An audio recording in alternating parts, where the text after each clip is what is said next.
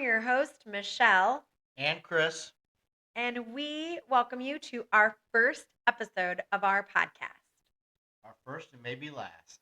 Hopefully, not last. Come on now. Where's the positivity? We're here to entertain ourselves and maybe you. We'll have some fun stories, some laughs, and some feel good stories, a little news and information, and maybe some helpful tips. Yeah, so hopefully, we'll have you just rolling on the floor laughing at some of the things we say because who knows what we're going to say. Well, you're probably already looking at me the way I'm dressed. I look like Colonel Sanders, maybe, but I don't always dress this way. For our first podcast, I decided to wear a bow tie and a sports jacket, but that's not going to be every time we do a You're show. not going to wear that every day No, when we do no, sorry. that? Maybe, well, if we only do this once a month, then yeah, maybe I could Maybe do he'll a wear it different. on our date. Anyway, Maybe. okay, so let's get started. We're going to first talk about some feel good stories. Chris, if you know anything about him, is all about kindness and just that feel good kind of thing. And so I found some interesting stories that I want to share with you. One of them is that there's this owner of a corgi, and the corgi is getting some attention because the owner likes to showcase other adaptable dogs in their backpack. So they're taking the platform of the followers that they already have and showcasing dogs that they can adopt. So isn't that kind of cool? What do you think about that, Chris? I love that. I mean, we have so many animals that are in shelters now that need to be adopted, especially cats. I know someone who is a cat lover, and I know a few people. My stepson also adopts cats, and I think it's great. I think that you know people have loving hearts, caring hearts, and they have these animals and that are out in these shelters that need a good home. And I think it's great that people are willing to take them in. And Yeah. And I absolutely, think the other thing that's really great is somebody's using their platform that they have. So let's say I don't even know how many followers they have. I didn't look that part up, but depending on how many followers they have, you're now kind of like sharing that message of this dog or this animal is available for adoption. And so you're kind of spreading the word where, I know there's a shelter in Baltimore City, Maryland, where they don't have the people who can constantly post all the dogs and animals that they have available. So this is a great way to get the word out on that. yeah. And you have these dogs and animals like we said that aren't don't have homes, and people are paying money to breeders to get these. And I hate to hear stories like that when you have these other dogs out there that are looking for a loving home. And why not why not give them a oh, am I not in focus? Oh, no, you are. I just wanted to It's get our first show. We're gonna it's our have lots. first. Yeah, Yeah. We're work in progress yeah. over here. Well, always. So So, the other feel good story that I wanted to tell you about is a complete stranger purchased a barber shop and then gifted it to a barber. And then with that, they're doing free haircuts to the homeless in the city of Philadelphia. And I just think that's so great. You're giving not only a barber shop to somebody, but that person then is going to give back to the community to help others in need. What a great, pay it forward. Yeah, yeah, pay it forward. that's What a awesome. great story. So just ways of like what can you do to help others and just something to like read feel good because sometimes the news can be depressing. So we Yeah. try to maybe stay away from that if it's depressing. Yeah. Another feel good story that I had today. I talk to my parents at least once a week, and um, my mom was calling me up telling me they went to a diner after church for lunch, and they started talking to this couple. They were waiting in line. I guess the diner was kind of busy, and they were waiting for a table. So they started talking to this couple who was waiting as well. And finally, when my parents got a table, they had a table, but it had four chairs, and there was only two of them. So they invited the couple that they were talking to if they wanted to join them. And they said, "Oh, thank you, that was very nice," but they were waiting on a third person.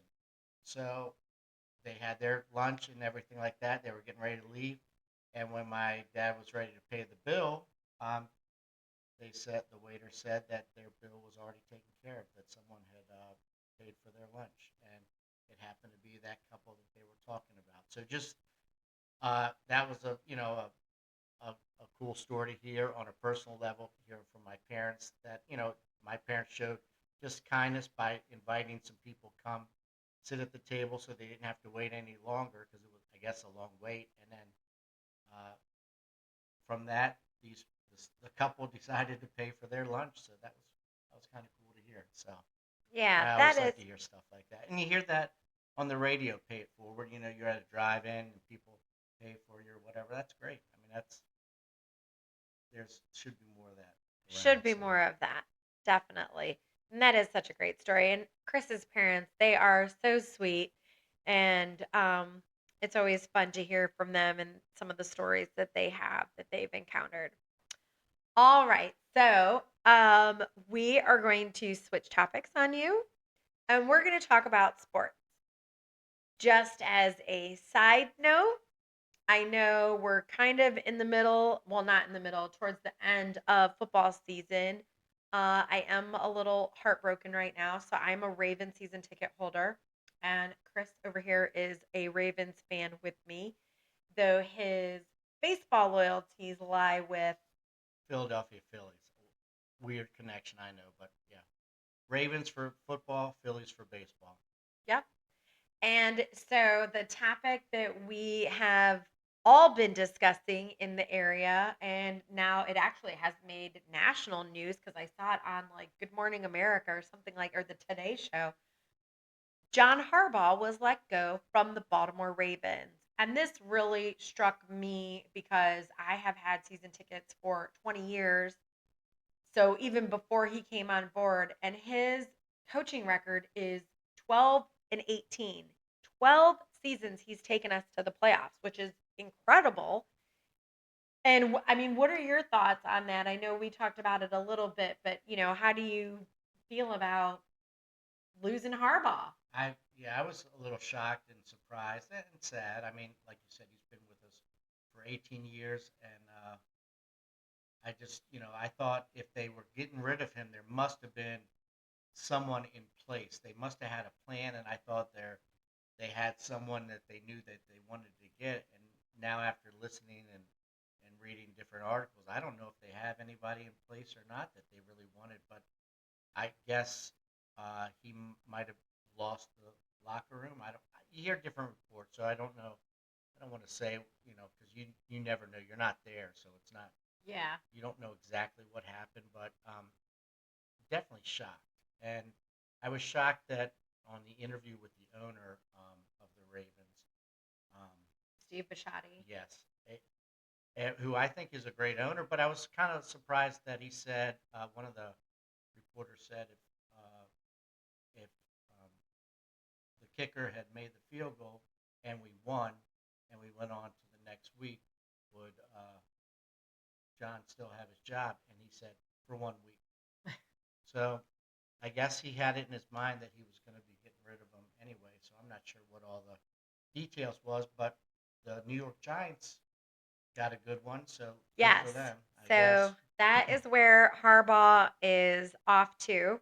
The New York Giants. They acquired him for a 5-year contract, $100 million, reportedly. And I knew as soon as he got let go that he would still go on somewhere. It was just more of where is he going to go? And he's just done so well with he came into Baltimore. They had a record of 5 and 11. And when he came that next season, they went on to win 11 and 5. So, and he comes from a football family. His brother Jim is coaching right now the Chargers. His dad worked under Bo Schembechler when he was at the University of Michigan. So it's a football family. So I knew he probably wasn't ready to really, hang up his hat, so to speak. But I mean, I'm excited to see him coach the Giants, but also kind of like don't coach them so well, but I guess then if it's the Ravens and the Giants in the Super Bowl, oh, Well, you yeah. wish him good luck, but I mean, yeah, you hate to see him go, and hopefully the Ravens will find a good fit for their team. Um, and so, yeah, we're big sports fans, and we like football. I'm a football and baseball guy. I love football and baseball, and we are from Maryland, so we are Ravens fans, and some of the local other teams. But I'm a Phillies baseball team or baseball fan at heart there. Yep. And the So Phillies again, it's everybody is it's the you got to win now, and that's how football is. You got to win now. There's no rebuilding year. It's like that in baseball too. When I watch the Phillies and who they're picking up, same thing. Every you got to win. You got to win every year. It's not a time to rebuild. Nobody has the feels like they have the patience for that. Fans don't, and I guess the owners fans don't don't. either. Fans definitely don't. I think, Yeah, but I think we're in a age of, push a button, I want it now. Push a button, the food arrives. Push a yeah, button, this. Push instant gratification. yeah. So we don't know patience anymore. All right. So that's it for sports. Next up, my favorite thing to talk about. Haha. Relationships. So, first and foremost, we've been together just a little over a year. So we by far are not experts, but what did we both recently just do? We just finished up taking the relationship coaching course, and we got certified as relationship coaches. And so it was good. We learned a lot from it, and so we hope to maybe use that for ourselves and also to help others as well. So we're looking forward to maybe doing something later on with some coaching, health and wellness, and relationship coaching and stuff like that. Yep. Um, So, one of the things that I remember from Chris when I first met him was something that he said to me that really stuck out, and it was communication and how you communicate with one another. And he said to me, I'll never forget it. He said, "If there is something you want me to know, you have to tell me. You have to tell me what you're feeling inside or thinking in your head." He goes, "I can't read your mind." He goes, "You can't read my mind. Like, we have to talk about it."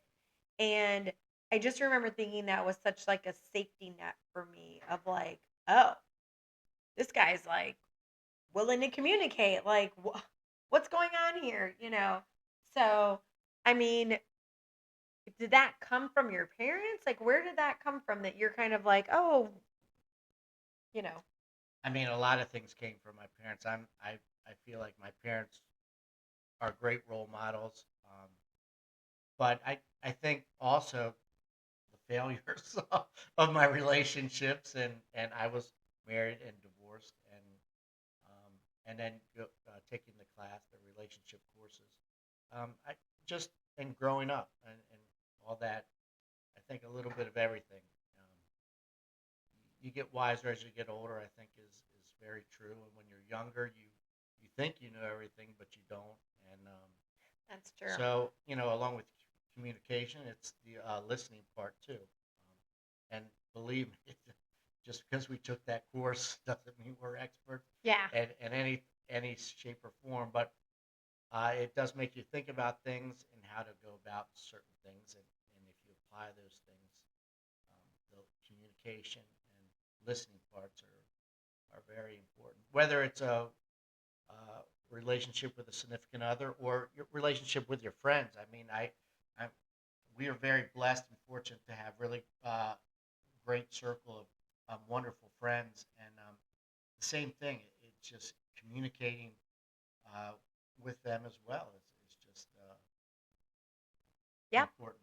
Yeah. And something, Chris mentioned like his relationships, and he is divorced, and I have not had that opportunity to walk down the aisle. But something that I have had is I have this amazing group of friends, and I watch how all of them interact with one another and with their partners. and first and foremost, nobody's perfect. You know, but there are things that you can learn from other people. And so I always feel that I kind of lucked out in watching my friends and in their relationships. And I have seen some friends, unfortunately, go through divorces themselves. And there were things that they shared that, oh, we didn't do this in our relationship or we didn't talk about that. And so I always feel that communication is key. Um, I'm looking back now at a class that I took in college, and it did say communication is key, and it's sometimes hard for people to have difficult conversations because they don't want to have conflict. And so they just avoid the conversation entirely and they don't communicate. And, yes, it is hard, but at the same time, once you do that, it's like you rip the band-aid off and you go forward because you've had that conversation. So I just think that we're, because of our age, and like you say, you get wise as you get older, we're more open to that instead of being stuck in our ways of having that kind of communication in our relationship. And I think that that helps us. We're not saying we are experts by any means, but we just, are open to that because we want to have, a strong relationship with a good foundation of communication. You have to you have to let yourself be open. If you not and you do get stuck in your way, because that can happen on the flip side of being older and having negative stuff, be stuck in your ways and not wanting to open up to that, and that's a shame. And that I mean, I was there at times too, so that's a key point that you made. You don't want to be stuck in your ways. You want to have that openness to be able to listen and communicate with one another. Yep. All right. So next up, outside of our feel good story, our sports, relationships, Chris has this cool thing that he wants to show you. He wants to show you how to make the drink of the week. Drink of the week or drink of the month. Whenever I don't know how many shows we do, if we do once a week or once a month, but those who know me, I'm going to show you my favorite drink. This is obviously a drink for 21 and over. So this drink is called a Manhattan on the rocks, which is my friends know me. That's my go-to drink, either Manhattan or an old fashioned. And Yeah, but let's first look at something. Okay, I don't know where he pulled this out of. It was probably the vault because I don't think I've ever seen this glass yet, but I know he's had it. It has I want to make sure there's no glare. Can you see? There's Playboy bunnies on here. Because see the little tail? Chris may or may not be a little fan of you. it's retro. It's just retro. Anything retro or 70s, 60s, 70s, I love it. So this actually was probably my grandfather's, so he left them to me. So they're special to me. So I do use them when I make my Manhattans once in a while. I don't have a Manhattan all the time. I like He to doesn't. pretend like I do, but I really don't. But when you make a Manhattan, you need a rocks glass. It's called a rocks glass. And some people do a Manhattan and they say straight up. And a Manhattan straight up means no ice or without the rocks. And that would be put in a martini cup or glass. So when you say Manhattan on the rocks, you get a rocks glass. It should look like this. You put your ice cubes in it, which are your rocks. And It's a lot of rocks in that glass, a lot of rocks. Chris. Well, you need A to. lot of rocks. So then you're going to take your favorite bourbon or whiskey. Um, this was given to me by a good friend of mine for my birthday. This is Woodford Reserve, which is a very nice whiskey, which I don't normally drink the real expensive stuff because I can't afford it being a teacher. But we're going to take this, we're going to put this in the glass, make those ice cubes float around a little bit. This is pretty easy to make. Um, I have to say, you have to kind of Mix it a little. let the ice cubes kind of have their play in the whiskey for a little bit. Then you're going to add your sweet vermouth, and this takes a special taste. You have to, I think, get used to it. Not if you like a fruity drink, this is not your I drink. I feel Sweet like I Vermouth, just realized I don't think I've ever had a Manhattan because I don't realize all the things that go into this. sweet Vermouth. You're gonna just add a little tab of this. I just eye it up. I've made them for so long now, and so that's sweet Vermouth. And then you add bitters, and bitters, just a couple dashes of bitters. Now, I went to bartending school a long, long time ago, and they told us about bitters. If there's someone you don't like, put a lot of bitters in their drink because they'll be in the bathroom all night. So just a couple dabs of bitters, and then you're gonna mix it around and take your spoon, or if it's in a shaker, mix it around. And I like to add the garnish for this is a cherry. Is cherry. So the cherries Who here. doesn't like a cherry? So cherry, put a cherry or two in there, and just kind of makes it look nice. Maybe also, I like to add a little cherry juice too, just to sweeten it up just a tad. I put two in, one, two, and then I put a spoonful of cherry juice, and then I mix it up. What makes it? I'm gonna taste test it. All right. Well, it is a strong drink, so to Oh, be honest with you, all right. I do add. This is my You Fonzie see cup, how he stopped me? retro. He's protecting me Yeah. already. So yeah, I am because this can be strong. So I like to add just a splash of water because it takes like the sting out of You it. sure? Maybe you should put a little more splash of water. He put a dribble in there. It was a dribble. And that's how I like it. I spin it All right, you around. taste it first, then. You go first. You Ready? see if it needs more water. Only if you're 21 now, everybody. This Bottoms is up. 21. Only if you're 21. He probably loves it. And it's a spot.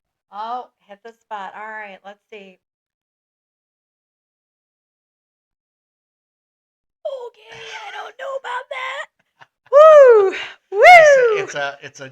Who's that remind you? It's one of our friends. Woo! That's right. Yeah. But you got to get the taste for it. But it's a great drink. Only have one. Oh, I Two, still feel that in two, my you might be chest. going to bed early. I But think I now have hair on my chest from that drink. Good Lord. how do you think I got hair on my chest? Yeah, I guess so. Woo! Woo! Little homage to our friend. Yes. Yes. Well, that sounds so fun, and I'm seeing that I'm gonna need to get somebody some more sweet vermouth because they're running low on that. Um, before we end, is there like anything like another topic, like kind of like that you just want to touch on before we go today? What do you think? Like anything else that we wanted to talk about? Didn't we?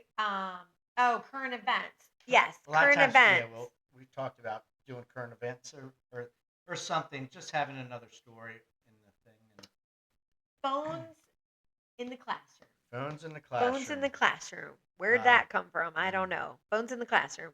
Probably because I'm not a teacher. Teachers know about it all the time. So Yeah. What do we think about phones in the classroom? Do we think it's impacting the kids and their ability to learn, their attention span? Because I have seen some news where kids are, or not. I'm sorry. Let me take that back. Not the kids, but now like leaders, politicians are starting to like kind of see the negative impacts of kids having phones too young of an age and also how it's impacting the kids' learning ability in the classroom. What are your thoughts on that as we get towards the end here? yeah, it's a lot different from when we were kids. And so luckily we didn't have that issue of phones because with phones comes, I mean, very cool stuff. You can do so much. It's like a mini computer, and you can talk to mom and dad or whoever, text them or whatever. But it also comes with a lot of stuff. I had kids in my classroom that have the smart watches, and their parents call in the middle of class, or they're texting their parents, and it's kind of not okay. But parents feel like they need to have that close communications with all the crazy things that have happened in the last 10, 20 years that makes them feel safe. But you also have to put guidelines on it and be respectful of it and of the place that you're in. And you're right, too much of it is too much. Like I was making fun, but I know my son is up there always on YouTube looking like that at the phone. And yeah, YouTube's great. And actually, I've used YouTube to do something to fix something on my car. But too much of it, too much of a good thing is too much, and it can create a problem. So, uh, Yeah. do elementary school kids, in my opinion, should not have it in the classroom. I have a mixed feeling about the high schools. I don't think they should have them in the high schools, but according to my son and some of his friends, they say that they can use their phones in class for different projects. I don't know, maybe I'm gullible and that's probably true. I Well, I don't know if some teachers are allowing them to use phones for certain things. I don't know. Um, yeah, I I don't wouldn't know. do that. That's not. I think that it's That not seems kind okay. of like a unfair way to go about things. Like if you have your phone and you're taking a test, your phone's gonna have Google, and then you can Google all the answers. So I'm not, yeah, And not I think really they can sure use it about for their that. calculator and stuff like. Yeah, it's. I don't know. I'm not a high school teacher, so I don't know all the what is allowed and what's not. So it's two conflicting things. I've heard, I've even talked to some high school teachers, and they say, yes, I let my students use the phone at these times. So they, so kids can bring their phones to school, but then they have to be on the respect level of this is when you use it and this is when you don't. Yeah. And so So there you have it. I don't know if you have it or not, but I don't that's. know. I don't know if you have it or not, but all right. Well, thank you for tuning in to our first episode of Looney Tunes. Again, I'm your host, Michelle, And I'm Chris. and we look forward to seeing you again. Until then, have a great week. Take care.